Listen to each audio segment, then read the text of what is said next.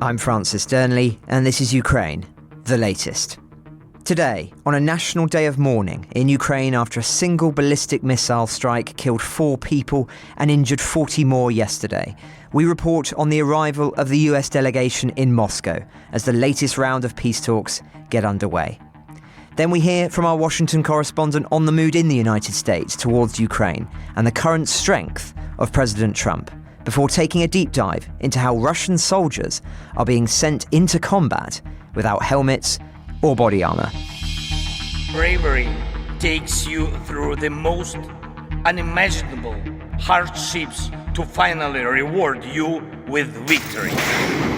Russia does not want peace. Erstens, wir verteidigen mit unserer Hilfe für die Ukraine auch unsere Freiheit und unsere europäischen Werte. If I'm president, I will have that war settled in one day, 24 hours. We are with you, not just today or tomorrow, but for 100 years. Nous ne pouvons pas, comme Européens, laisser gagner la Russie en Ukraine. Nobody is going to break us. We're strong. We're Ukrainians. It's Tuesday, the 2nd of December, 3 years and 283 days since the full-scale invasion began. And today, I'm joined by our Associate Editor of Defence, Dominic Nicholls, our foreign reporter, Verity Bowman, and our Washington correspondent, Connor Stringer. But first, the latest military updates of the past 24 hours. Thanks, Francis. Hi, everybody. So there's a day of mourning today in Dnipro after the Russian missile strike yesterday. The Russian ballistic missile fired into Dnipro's industrial area killed 4 people and injured 40 yesterday. The explosion occurred just after 10 a.m. local time, about 4 minutes after Ukraine's Air Force had issued an alert about a potential ballistic missile launch from Taganrog in Russia. It really shows the difference between the speed of ballistic missiles and drones. Just a few months ago, really, people would take time between seeing the alert on their phones and what have you to then take cover, but now it's simply minutes for these things to arrive. Now, elsewhere, Putin claimed yesterday that Russian forces had seized Pokrovsk and Vovchansk. Vovchansk's up in the north of Kharkiv. Both claims have been disputed by monitoring groups, but amazingly, they've just been announced ahead of Steve Witkoff's arrival in Moscow. I'm going to talk about both briefly. Pokrovsk first.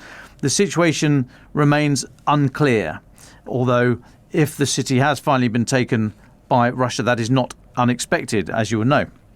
Ukraine has not commented officially, but Andrei Kovalenko, who's the head of Ukraine's Centre for Countering Disinformation, warned that Moscow would escalate propaganda claims during the peace negotiations, saying yesterday, over the next few weeks, the Russians will make many attempts to exert pressure on the front line and accompany this with loud statements.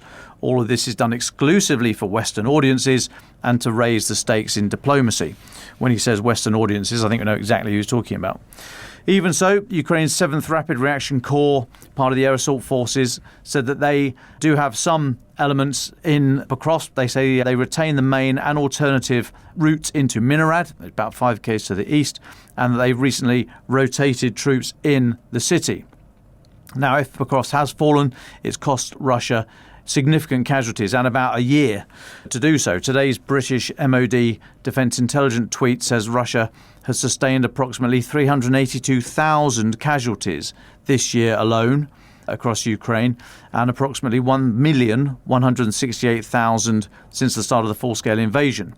That number, 1.168 million, differs slightly from Ukraine's MOD that says 1.175, but does show that over the years the Ukrainian statistics have been generally taken to be pretty reliable. Now, in Vovchansk, this is the area about 20 km north of Kharkiv in the northeast part of the country. Russia's held a lodgement there for, probably over a year now. I can't remember exactly when they first went in, but they've not done an awful lot up there, but they've not been pushed out. Now, for months, we've known Putin has been talking about this buffer zone inside Ukrainian territory along the border there, specifically in regions Russia currently controls but has not annexed. The 4 oblasts he says he annexed. Now, this is almost certainly because Putin wants these areas to be swapped for any remaining parts of the Donbass that Russia has failed to take since the start of the full-scale invasion. So we're going to hear a lot more of these areas in the next few days. So even though these claims by Russia that they've taken Vovchansk are contested, the question is, will Steve Witkoff fall for it and sell the plan to his boss that Russia's able to swap the areas of Vovchansk for the rest of the Donbass. Now, a Kremlin-affiliated Russian mill blogger responding to recent Russian MOD claims of great successes. MOD said yesterday that their forces had seized Klinov, that's north of Konstantinivka, about 10 k's from the current Russian frontline position. The Russian mill blogger criticised that, saying MOD's repeated exaggerations about battlefield successes were a little bit ridiculous. The Russian MOD, he said, is actually hurting its negotiating position by making false claims that could easily backfire with the emergence of evidence to the contrary. Looking slightly further afield, there are reports this morning that another Russian oil tanker, this one called the Mid-Volga 2, has been hit by a drone this morning in the Black Sea. Online news site Null Report says that a fixed-wing drone, possibly the FP-1, as in Firepoint 1, or the older Dearnley drone, hit the ship. I think from the debris that we see on the ship, it was possibly of those two, the Dearnley, because you can see a wheel, that's in the fixed-wing drone uses to take off. At least 2 crew members said to have been injured, including the captain and second engineer, after shrapnel from the strike hit the ship's bridge. Russian media claimed the drone came from the direction of Odessa and was armed with fragmentation munitions. No further details known on any of that, because that's just breaking in the last couple of hours. Now, Ukraine's Special Ops Forces said yesterday they carried out a successful strike on a Russian site in occupied Crimea used to store and launch Shahed-type drones. They say the attack took place on the night of November the 28th, although they're only releasing the news now, and hit an area near Cape Chowder on the southern tip of the Crimean Peninsula, where Russian forces frequently launch drones from towards Ukraine. Now, there's no confirmation of that, but at the same time, Ukraine's General Staff, as in on the same date, November 28th, Ukraine's General Staff said it had hit a drone storage site at the Saki airfield on the western part of the occupied peninsula, as well as a number of other military facilities, as they say. Now, a Russian Special Forces base and an FSB building in Chechnya were struck by Ukrainian drones ahead of peace talks in Moscow. The base of the Akhmat unit in Gudem, that's about 20 k's east of Grozny, was rocked by a large explosion early this morning. Footage circulating online you'll find shows flames and smoke rising from the compound there. The elite paramilitary force is personally loyal to Ramzan Kadyrov, the head of the Chechen Republic, and has fought on the front line in Ukraine with deployments in Kharkiv and Donetsk. Separate to that, the FSB office in Akhoy Martan, that's 20 k's southwest of Grozny, was damaged following a drone strike. There's other images there on social media showing debris and blown out windows and stuff in front of the building. Now, all these areas around Grozny, you'll remember last week, was absolutely pasted by drones, shutting down a lot of the regional airports there. So that part of Russia is getting a bit of attention at the moment. A former British soldier has been accused of helping Russia assassinate prominent Ukrainians. This individual, named as Ross David Cutmore, allegedly imported and distributed weapons that were used in the killings of 3 Ukrainians between 2024 and this year. Cutmore is said to have arrived in Ukraine last year as a military instructor to assist in the training and preparation of the Ukrainian army. But then, apparently at some point, he's said to have gone to Odessa and linked up with Russian forces, who provided him with firearms and ammunition, allegedly for carrying out targeted killings on the territory of Ukraine. I saw this in Ukrainska Pravda this morning and Ukrinform. Now, it's said to have been involved in distributing weapons which used in the assassinations of activist Demyam Hanul and politicians Irina Farion and Andrei Parubi. Cutmore is reportedly in custody in Ukraine while investigations are ongoing, and is said he could face up to 12 years in prison for his actions. Ukrainian Defence Minister Denis Shmyhal is in Brussels today, and he's met already with US Ambassador to NATO Matthew Whitaker, after which he said a substantive meeting in Brussels with US Ambassador to NATO Matthew Whitaker. We highly value all the assistance the United States has provided to Ukraine. We discussed ways to strengthen our defence partnership. I also noted the effectiveness of the Pearl initiative for procuring American weapons and outlined the priority needs of our armed forces. We thank the United States, especially POTUS, Donald Trump, for the extraordinary support for Ukraine and for the leadership in bringing a just and lasting peace closer. Denis Shmyhal had also met with EU's High Representative Kaja Kallas. Leave it, Francis. He's not worth it. Right now, Canada's Prime Minister Mark Carney says his country will soon be the first non-European nation to participate in SAFE. SAFE, you'll remember, is the EU's €150 billion Security Action for Europe programme. This basically a massive pile of cash available for defence firms to bid into for contracts. This is as Europe seeks to splurge on weapons and other defensive material. This deal allows Canadian companies to bid for contracts in joint procurement projects, all with the aim of ramping up the European defence industrial base. In a joint statement by the European Commission and Canada, they said this is the next step in our deepening cooperation and symbolic of the shared priorities of the European Union and Canada. Mark Carney said it's an initiative that will help build up our defence capabilities faster, a huge win for Canadian workers, businesses and our armed forces, with new contracts, new markets for Canadian defence manufacturing and access to new equipment for our service members. Now, under SAFE, which I reiterate was the Security Action for Europe programme, under SAFE, third countries can tender for work up to a maximum of 35% of the value of the weapons system that's been paid for by the scheme. There's no information given on how much Canada had to pay to get into the scheme. I mention that because talks with Britain, obviously Britain is outside the EU but has a very large defence industrial base, talks with Britain collapsed last week as the UK was not prepared to pay the €6 billion demanded by EU officials to enter the scheme. So they were wanting €6 billion just for Britain to have the right then to tender for contracts. I mean, it's a big deal, €150 billion, but €6 billion was deemed too much just for an entry ticket. Peter Ricketts, who's a veteran former diplomat who chairs the European Affairs Committee in the House of Lords, described the rumoured €6 billion fee as so off the scale that it suggests some EU members don't want the UK in the scheme. Right, look, we are not in the EU. The United Kingdom is not in the EU, so we should expect to have to pay to gain access to this amazing market. But if ever there was a better example of Europe, both UK and the EU, dithering while Russia ramps up its arms, I've not seen it yet. This is literally the embodiment of the expression admiring a problem rather than solving it. And then finally for me, Francis, The Guardian have a really interesting story, which I should also tip my hat to Mario for pointing us to a couple of days ago. Are you sure it wasn't Luigi? I'm not. You can handle that. Email francis.dearnley@telegraph.co.uk if you want to complain about that poor cultural reference there. Anyway, the story is that 5 South Africans have appeared in court on charges relating to recruitment and fighting for Russia, amid allegations that 17 other South Africans have been tricked to go to the front lines of the conflict. South African police statement said the arrests emanate from a tip-off from the South African Police Service regarding 3 males en route to Russia via the United Arab Emirates who were removed from the boarding gate as suspicious. Preliminary investigation revealed that a South African female had been facilitating the travel and recruitment of these individuals into the Russian Federation military. These 5, I don't know why the South African statement said 3, but it's 5 people, ages range from 21 to 47.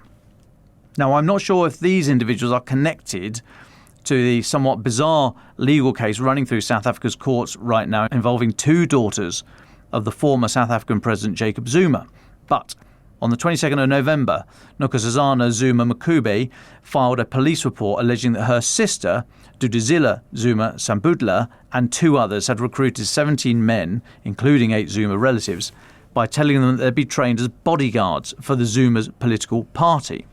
So 43-year-old Duduzile, she said to be the most visible and active in politics of all the siblings, claimed that she had been deceived in recruiting the 17 men for what she thought was a legitimate bodyguard course after she had attended the training for a month in Russia. In excerpts from her statement to police published by local South African media, she said, "I experienced only non-combat, controlled activities. I was never exposed to combat, never deployed." She claimed that she had shared information innocently with others who then volunteered to go to Russia themselves. She added, "I would not under any circumstances knowingly expose my own family or any other person to harm." On the back of all this, she resigned as an MP last week and volunteered to step back from public roles whilst cooperating with the police investigation. So all a bit rum in South Africa. But thank you, Mario, for pointing us towards that. And I can only apologise for my colleague. Thanks, Mario. Now, dare I ask, Dom, what's the grandest way you've ever arrived anywhere? The grandest way I've arrived anywhere? Yeah. Well, the first time I met my future in-laws, I landed in their garden in my helicopter. Does that count? Was that legal? Yeah, completely legal. Authorising officer signed it off, totally legal, yep. Who is the authorising officer? I was the authorising officer. I knew it. It's all legal. So, Completely legal. Well, that's pretty good, to be fair. But spare a thought for US Envoy Steve Witkoff, who, if the footage is genuine, has just arrived in Moscow for his meeting with Putin and was greeted at a security gate not by immaculately attired guards, but by a random chap in a beanie hat and trainers carrying a clipboard. It is the complete opposite of grand. It actually looks a little bit embarrassing, like they've deliberately done this to show how little they care about his attendance. Who is this man? What's on the clipboard? We want to know. Now, we expect the meeting to begin at around 5 o'clock Moscow time, and we'll be monitoring it closely, of course. Jared Kushner will also be attending, but US Secretary of State Marco Rubio will not. When you think about it, it is rather bizarre that Witkoff and the president's son-in-law negotiate with both the Ukrainians and Russians, but Rubio only ever talks to the former. It's not like he's in Brussels for NATO's annual Foreign Ministers Summit. That is the first time since 1999 that a US Secretary of State won't attend. Talk about negative signalling at the most precarious moment for the alliance in decades, and we'll be talking more about that later on. Before Witkoff departed for Moscow, President Zelensky, France's Emmanuel Macron and Britain's Sir Keir Starmer held a last-ditch phone conversation with him during that meeting between Zelensky and Macron in Paris. We understand that Macron and Zelensky also held a call with the leaders of Germany, Poland, Italy, Finland, the Netherlands, Denmark, Norway, as well as top EU and NATO officials and the UK National Security Advisor. Speaking at the conference afterwards, Zelensky acknowledged that territory remains the most difficult issue, but noted that the revised peace plan, I assume he means the 19.1, which of course we haven't seen, already looks better. And, quote, when it comes to security guarantees, we need clear specifics from the US and Europe. Macron added, in the weeks to come, the pressure on the Russian economy will drastically change, referring, presumably, to the recent EU and US sanctions on Moscow and perhaps, movement relating to the unfreezing of Russian state assets. More on that in a moment. Now, Chancellor Merz of Germany also tweeted after that call. He said, Europe has a clear course, no dictated peace imposed on Ukraine, no weakening or division of the EU and NATO. Donald Tusk and I spoke by phone with President Zelensky and our European partners about this. In these crucial days, we remain in close and constant contact. But we return to the perennial question. Just how much leverage do Europeans have on the military and economic fronts at the present moment if the US were to wipe their hands of all of this and pursue rapprochement with Moscow, even if the war continues? A worrying sign of the direction of travel, further to Rubio not attending the NATO summit, is that according to The Atlantic, the Pentagon has reportedly halted its working-level contacts with Germany's defence ministry, including communication relating to Ukraine. They quote German Lieutenant General Christian Freuding as saying he used to text his American counterparts day and night, but now the communication has been severed, really cut off, and Washington has simply stopped responding. Now, more evidence of American motivations can be found in that vital piece we discussed in yesterday's episode by the Wall Street Journal, examining the Trump administration's business motivations for reconciling with the Kremlin as soon as possible. And on that point, an interesting observation by Sir Bill Browder, who, of course, we've had on the podcast several times. He writes, the Journal alleges that the real motivation behind Trump's eagerness to force Ukraine into an ugly surrender is the idea that a lot of people close to him can make a lot of money doing business and deals in Russia. If this is true, beyond the disgusting morality of this and the huge geopolitical risks that it creates, none of these people salivating over their future riches are going to make a penny, and perhaps do a lot worse. I was once the largest foreign investor in Russia, and I can say with certainty that the Russians aren't going to let anyone profit in any way. They will talk nice at the outset to attract the investment, but once it's there, they will steal, defraud, arrest, torture, or even kill to make sure that no American makes any money. I've seen it so many times, it's almost universal. So this shocking initiative is not only terrible policy, it's spectacularly stupid business. Now, we spoke yesterday with our Brussels correspondent Joe Barnes about the status of frozen Russian assets in Europe, which I referenced a moment ago.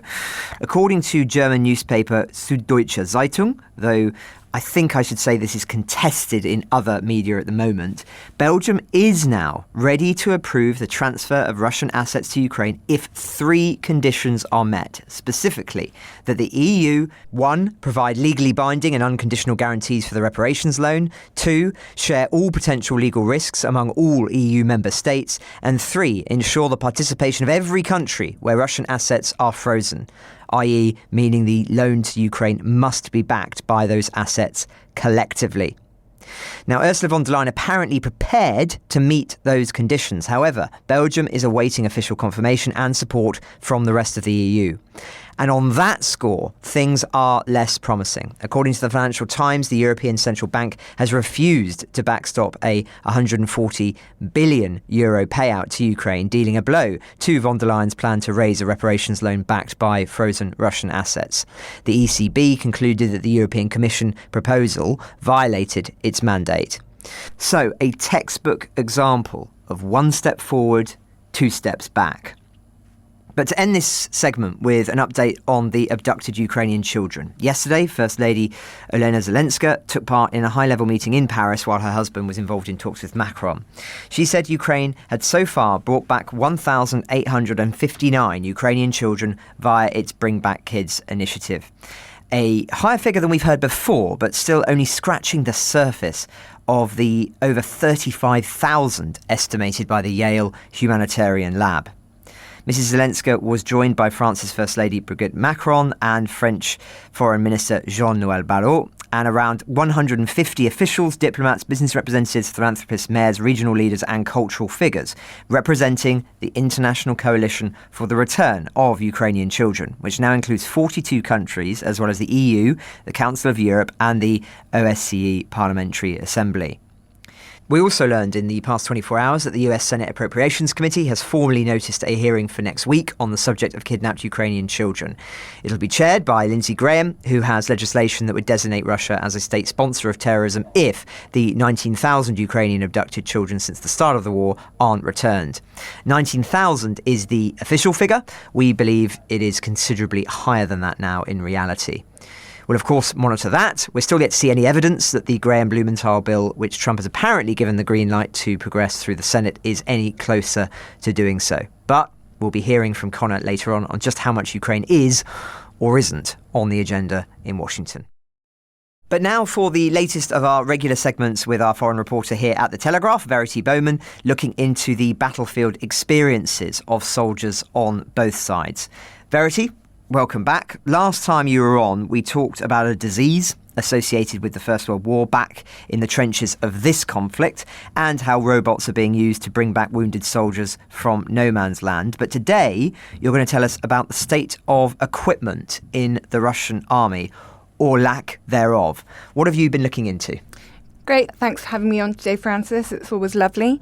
So my latest reporting uncovers a new trend on the front lines. Russian forces are actually sending soldiers into combat without basic protective gear. So no helmets, no body armour, in some of the most dangerous assault operations of the war. Basically, this goes far beyond poor training or inadequate preparation. What we are seeing is frontline troops being deployed in conditions that make survival extremely unlikely. Units are being pushed forward virtually unprotected into open terrain dominated by drones and artillery, effectively being sent to die. And how did you find out about this story, and what have you seen in relating to it specifically? So this story came together through a combination of eyewitness accounts from Ukrainian commanders, some verified battlefield footage and analysis from military intelligence contacts inside Ukraine. And we've analysed footage showing exactly that. Soldiers running across field under drone fire, without armour, without helmets, some collapsing before reaching cover. One clip shows a Russian soldier scrambling across open ground, desperately trying to escape the drone above him. He's wearing no protective gear at all, and moments later an explosion hits near him. This isn't an anomaly. Commanders that I spoke to said that this is actually becoming routine. And what are the soldiers on the ground saying? So for this article, I spoke to my contact, Igor Komak, who is the Deputy Commander of Ukraine's 2nd Mechanized Battalion of the 66th Separatized Mechanized Brigade, to verify these reports. He said that the phenomenon was a new trend, that he hadn't seen it a year ago, but it was one now that has been repeated across the Lehman front line. He said that last year there were almost no cases of it, as I just said, but that now it's really common where his unit is fighting. The 66th Brigade shared photos with me of at least 6 soldiers who were recently killed without any protective clothing, and they also shared numerous video clips. But he did say that the phenomenon is even more widespread than these documented cases. And to quote him, he told me helmets were only worn in 4 groups out of the last 20 when he referred to recent battalions of advancing Russia. And he added, that is, these are not isolated cases. So a bit more background about the 66th Brigade. They are responsible for holding back Russian attacks in the Lehman region. Officials say that Russia is currently trying to attempt to exploit weather conditions, so this heavy fog and the absence of greenery, and they're using this to make advances, which is complicating Ukraine's defences. Moscow's troops are pressing forward with heavy numbers of infantry supported by drones, at times resorting to motorcycle advances, which we've spoken about before, with significant losses. Thanks, Verity. Now, what does this reveal about the current state of the Russian army? It's a subject we've talked about many times over the years. And also, what does it tell us about the perception of this meat grinder, cannon fodder type strategy? Well, from a military ethics and human rights standpoint, deploying soldiers to frontline assaults without basic equipment is, of course, very shocking. Helmets and body armour are, of course, the most elementary requirements of modern warfare, and denying them to troops either suggests a severe logistical breakdown or even a conscious decision that these men are expendable. Operationally, it points to enormous pressure on Russian forces. When commanders send unprotected men into drone-dominated battlefields, it signals a huge desperation for manpower and a willingness to accept extreme casualties for marginal territorial gains. But there's also a broader psychological and propaganda dimension. These incidents are strengthening the narrative of a military prepared to sacrifice its own soldiers in staggering numbers. And this is a narrative that undermines morale internally and damages Russia's international credibility. In short, it's a new and disturbing evolution of the conflict, and it is one that exposes just how strained and depleted some Russian units have become. And for the men on the ground, it means being sent into modern, highly lethal battlefields with no meaningful chance of protection. Now, your reporting suggests that this isn't just a case of supply shortages. What else are we seeing on the ground? So one of the analysts that I spoke to told me that Russian troops are likely actually being sent into the battlefield not to fight alone, but to retrieve equipment from the bodies of their dead comrades. The idea, is brutally simple. The gear taken from the dead is passed on to the next assault group, which is then sent into another wave of these near-suicidal attacks. Meanwhile, the analyst told me the bodies of these fallen are often abandoned on the battlefield. So I'm going to quote him, and he said, "The Russian command simply saves resources by not supplying the foot soldiers." So Russian forces are sending unarmed and unprotected men running across open fields to deliver ammunition and provisions as well. And the analyst told me that their fellow soldiers refer to them as camels. They carry supplies on foot, often with no weapons and no armour.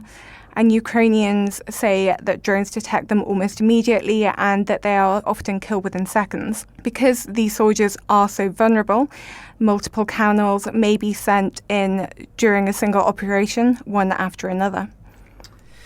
Well, thanks, Verity, for talking us through this story. It has parallels with what Sir Anthony Beevor, the military historian that we were talking about from an interview that was done with him in the Telegraph, was saying, which is that Russia's methods of war are unchanged, really, for over the centuries, and that they have a very different way of thinking about how they treat their own soldiers, and as a consequence, how those soldiers treat other combatants and civilians, of course. But what are the biggest takeaways from this story for you, Verity? I mean, all of this sort of paints a picture of a military leadership increasingly willing to expend human lives in pursuit of what are really incremental gains.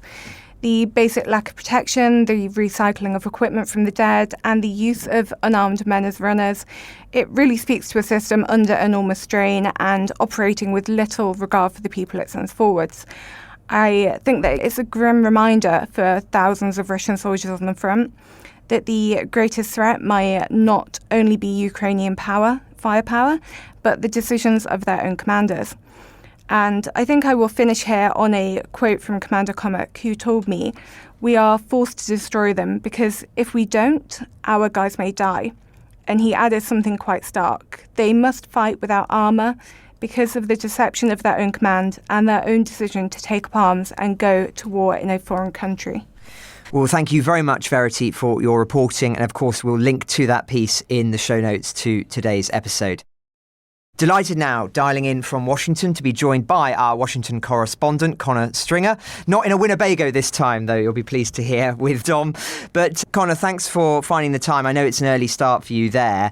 Where to start on this, really? There's so many different stories that we'd like to talk about. Obviously, US envoy Steve Witkoff has just arrived in Moscow, and there have been lots of revelations in the last week or so about the US position on these talks. There's been the Wall Street Journal piece, which is making the allegation that a lot of this is really about business ties between the Trump administration and business acolytes of Putin.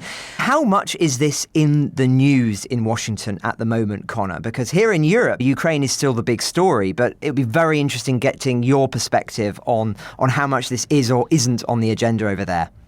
Yes, hello both. Not quite a Winnebago, but it'll do. And to be honest with you, Francis, it was on Sunday as the mood towards this big showdown with Putin was kind of hotting up. But Venezuela and the issue of Maduro is taking over the headlines here much more than what Ukraine is. Of course, there is a keen eye on what's going to go over. I think what rubbed a lot of people up the wrong way was the leaked audio last week between Witkoff and his opposite number, suggesting how to negotiate with Putin, playing a source, as we were saying, and giving him the ins and outs and how to negotiate with Trump and how to win him over. So I think there's a little bit of uproar about the amount of Russian influence that is going on into this deal and how much of an ear Putin and his sidekicks have with the president over that, and Zelensky and his top brass. Of course, the administration are going to be focused on this, and a lot of us will be here as well. But the real issue and the real kind of mood here is that this is becoming Europe's problem, and that the Trump administration are beginning to reshift their focus away from Europe and into their own backyard in something called the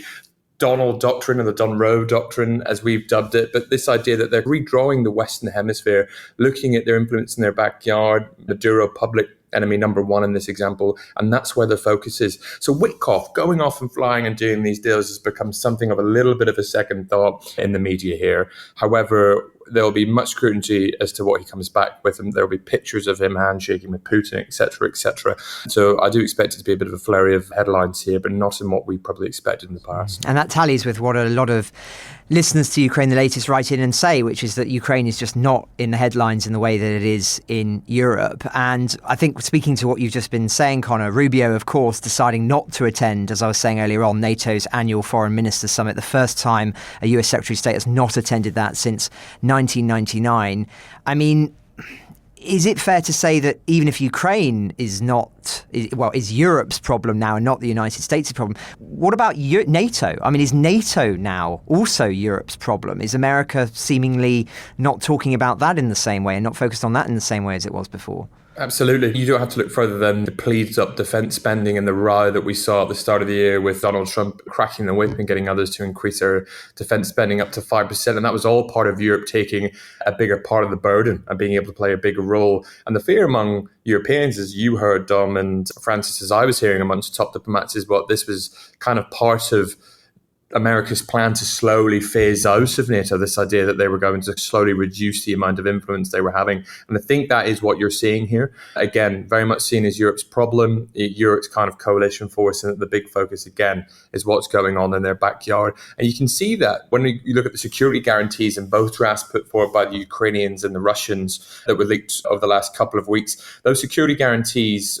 one, weren't very strong from the US, and two, there was a much bigger focus on the European model and having the Europeans front that. And I think that's what you're seeing in that gradual shift away. I mean, it's hard to imagine that if this was kind of 10 years ago, you'd expect the Yanks to be all over that, wouldn't they? Probably boots in the ground or something stronger. But that mindset has completely shifted now. And they really see this renewed focus and different shift in mindset towards domestic policy. If it's not going on in our backyard, we don't care, and it's not our problem. So does that mean then, Connor, do you think if Witkoff comes away empty-handed from Moscow, or comes out with a plan that so heavily leans towards Moscow's talking points, that Ukraine plays for time, supported by Europe, runs it into the long grass, do you think that's kind of it? Do you think the US administration would then quietly walk away? I know Donald Trump wants to announce that he's solved another war, but if he's more interested in domestic stuff in Venezuela and can see that actually he's really not going to get anything from the whole Ukraine-Russia war, do you think they'll just quietly shelve it, or do you think he's going to try and double down and solve this thing one way or the other by really coming out in support of Russia, i.e. ceasing the sanctions and cutting off aid to Ukraine and Europe? Well, it would be the one that got away, wouldn't it? And it has been for a while now. Was it number 9th? I think the 9th war he'd claimed to have solved, if he can do it. So he's desperate to get it. And I think he sees that as the part of his Nobel Peace Prize that he so rightfully would claim is his. He's becoming increasingly frustrated, Dom, and you saw that, I think, with his first peace plan and after the trip to Alaska, of course, where you and I watched what was supposed to be this bustling press conference that we were hoping to last a length of time was over and done in, 5 minutes? And after that, the mood has completely shifted, and I think you saw Trump becoming increasingly frustrated. And what people are telling me behind the scenes is that Witkoff was dispatched to do this stuff and probably told not to come back and brief the president until he had something that was tangible and a long way down the line that looked like it was actually possibly a done deal. And that's what you saw, is Witkoff going off and Kushner doing these deals, the initial proposal with Russia for 2 months without really briefing the president until the 11th hour. And that's because he's becoming increasingly frustrated. And Donald Trump's not a man to frustrate. You've seen him shift and U-turn on Zelensky when he felt like Zelensky was frustrating him and asking for too much. You've seen him shift on Putin. And then Witkoff doesn't come back with anything. I think what you'll see is Trump probably pick a side once again. He'll decide who is the one acting as the roadblock, and it may as well be Putin. And you'll see the increase in sanctions and the stick being wielded a little bit harder. But I think what we shouldn't count out is Donald Trump becoming so frustrated that he does essentially wipe his hands for it, at least passively, for a foreseeable amount of time, and let this roll on until it doesn't become his problem. Domestically, his base are becoming increasingly frustrated that he's more focused on solving wars abroad than he is the issue of the economy at home. He's got Maduro in his backyard to worry about, and a possible war crime by his defense secretary that's making headlines here. So I'm sure he won't want the headache of fighting a war on two fronts. Just you mentioned there the discussion about alleged war crime. This is the whole thing about US forces firing at a drug boat and then firing again when there ceased to be a threat, but there were a couple of people still clinging to the wreckage. This decision, or who took the decision? Was it Pete Hegseth's order, or quite what happened? I see Caroline Leavitt, the White House press spokesperson, in the last few minutes making an announcement there. I mean, so it's absolutely doing all the rounds. How dangerous is this for Pete Hegseth, do you think? And is he still with the diplomatic language from the small d diplomatic language from the Donald Trump administration? Can you tell if he's in the tent still, or is he slowly being edged out?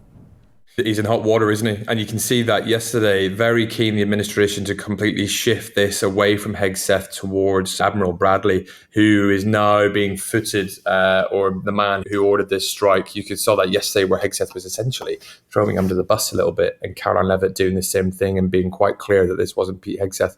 I mean, on the surface, it obviously seems like they're keen to point the blame elsewhere, but behind the scenes, they are acutely aware of Hegseth's management. And for some time now, he's been a little bit of the thorn on the side of Donald Trump. Trump loves him because he's extremely loyal, one of his most loyal allies in the cabinet, and a good talking head that doesn't ask many questions and gets on with the job that he's put him there to do. However, if this turns out to be as bad and as glaring as it is, that he probably won't have any choice but to take action, I'm sure.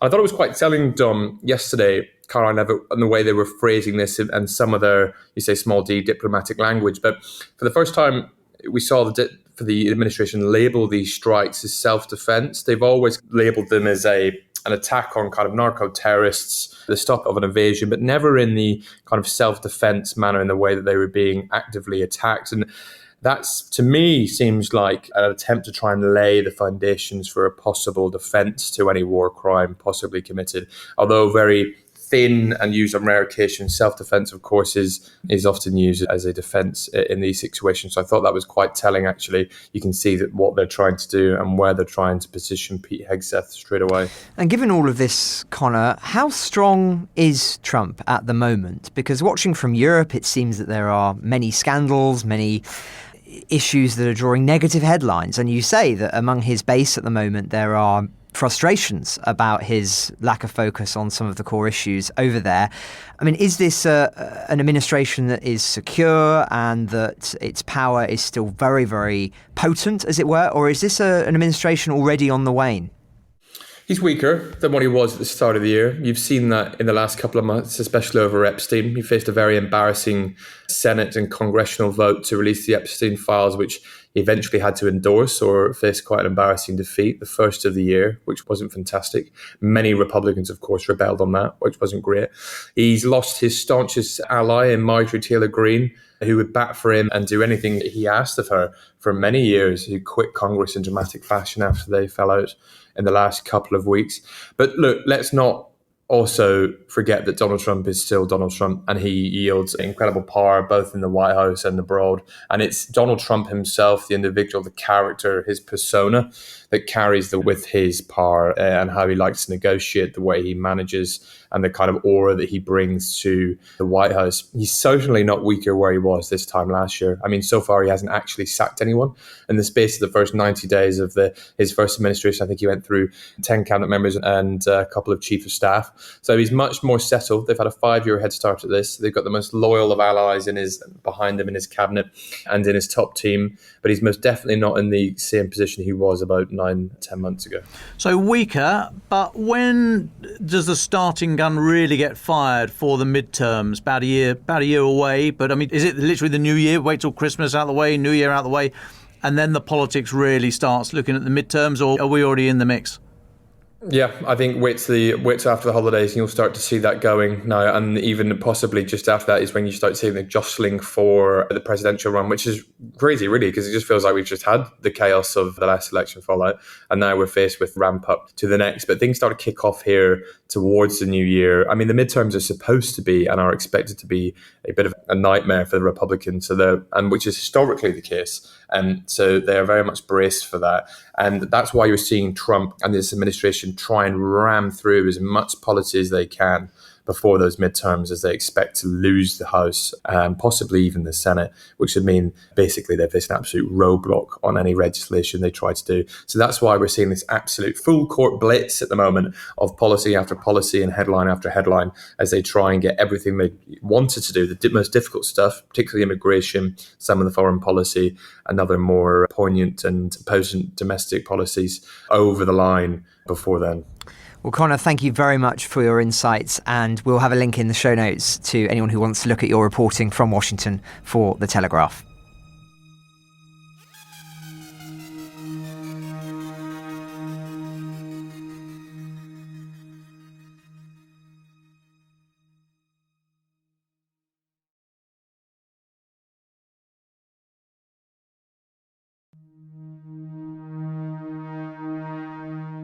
So we're going to go to our final thoughts now. And Dom, where do you want to start on that score? Folks, I have a plea. I spend an inordinate amount of time listening to Francis every day. I learn a few things. I bristle occasionally. Mostly I just zone out. But like a carbon-based tinnitus machine, his voice always gets through. So please, please, please, I'm asking you, please do send your voice note questions, your audio questions for our newsletter. Questions no more than 20 seconds. Please do send them to ukrainepod@telegraph.co.uk. Just please do let us know your first name if you wish and where you're listening from. We will play them out on the pod. We will answer them in the weekly newsletter. Please help me. Save me. I'm starting to dream of Napoleon. Thanks, Dom. Verity, where do you want to leave listeners today? Well, I think that my reporting really highlights this growing disconnect between the political narrative of strength and the reality on the ground. The Russian army is clearly under immense pressure, and the way it's using its own soldiers reflects that strain. And I think we've got to think of these men being sent into these assaults. The lack of basic protection isn't an abstract sort of policy failure. It's the difference between life and death. And as my reporting has shown, as the war continues, these patterns are only becoming more pronounced. And it's something that we need to keep watching closely. And Connor, in Washington, as our guest today, where do you want to leave listeners? I think we should look at what is in store for Trump over the next couple of weeks and months. It's been a torrid couple of days and weeks, at least, for the president. He's probably the weakest he might have been when he started the administration. But this is going to be the difference maker, is going to be Ukraine and Venezuela, how these two things are handled. Can he, after campaigning for years and months to end the war in Ukraine in 24 hours, now actually end it inside 12 months of coming to office? Will he get his next peace prize? And crucially, will we see an American attack on Venezuelan soil? That's the things I'm looking ahead to over the next couple of weeks and months. Thanks, Connor. Oh, what did you get up to for Thanksgiving, by the way? Well, you'll love this, Don. I went to Kansas. I've done the full Midwest experience, turkey, a bit of shooting on the Friday, got some hands on. I'll tell you what, you'll love this. I'll send you a video. I hired a Scar H, the 7.62. Thing's an absolute monster, Dom. You've never seen anything like it. Shot a couple of Glocks. Nothing as big as what we saw in Bass Pro. Do you remember that massive Magnum? So I was quite scared of that. I didn't go near that. But I've done the full Midwest Bible Bell experience. What have you got against clocks? Why were you shooting clocks? Yeah, Glocks, Glock 9mm. Clogs. Back it in. Or there'll be a Glock coming your way.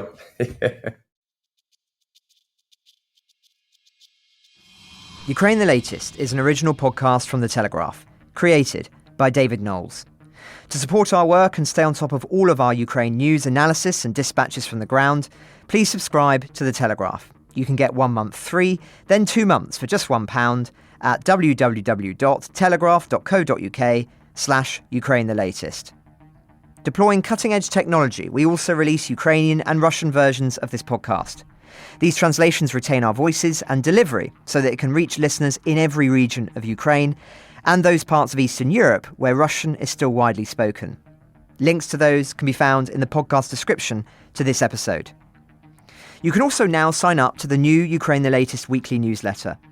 Each week, Dom, Nicholls and I answer your questions, provide recommended reading, and give exclusive analysis and behind-the-scenes insights, plus maps of the front lines and diagrams of weapons to complement our daily reporting. It's free for everyone, including non-subscribers. You can find the link to sign up in the descriptions for this episode. We regularly have a Ukraine Live blog on our website, where you can follow updates as they come in throughout the day, including insights from regular contributors to this podcast. We also do the same for other breaking international stories. If you appreciate our work, please consider following Ukraine the Latest on your preferred podcast app and leave us a review, as it really helps others find the show. Please also share it with those who may not be aware we exist. You can listen to this conversation live at 1 p.m. London time each weekday on X Spaces. Follow The Telegraph so that you don't miss it. You can also get in touch directly to ask questions or give comments by emailing ukrainepod@telegraph.co.uk. We continue to read every message. You can also contact us directly on X. You'll find our handles in the description for this episode. As ever, we're especially interested to hear where you're listening from around the world. Ukraine the Latest was today produced by Rachel Porter. Executive producers are Francis Dearnley, Louisa Wells, and David Nicholls. My name is David Nicholls. Thank you all for listening. Goodbye.